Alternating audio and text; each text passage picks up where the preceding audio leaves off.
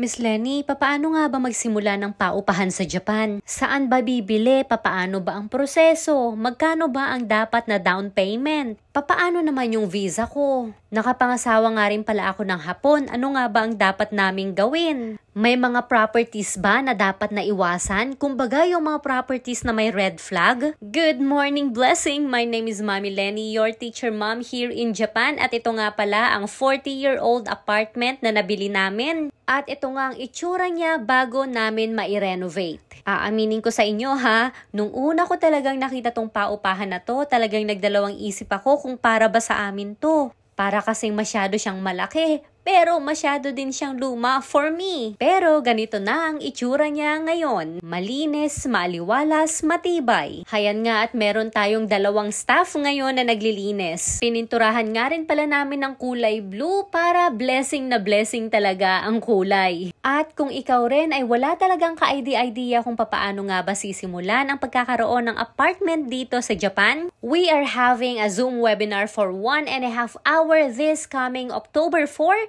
8 p.m. to 9:30 p.m. Susulitin natin ang Sabado mo para sa pinapangarap mong paupahan dito sa Japan. Dahil ang pagkakaroon ng paupahan ay isang investment. Pero bago pa man tayo maglabas ng kahit na anong halaga, mas mabuti muna kung pag-aaralan muna natin to. Dahil hindi nga naman talaga pinupulot ang pera. Marami ang nakakabili ng mga family apartment units dito sa Japan, pero imbis na maging asset, naging liability lamang. So pag-aaralan din natin kung ano-ano nga ba yung mga properties na dapat mong iwasan kahit na napakaganda nito sa mata. And again, this is Mami Lenny, your teacher mom here in Japan.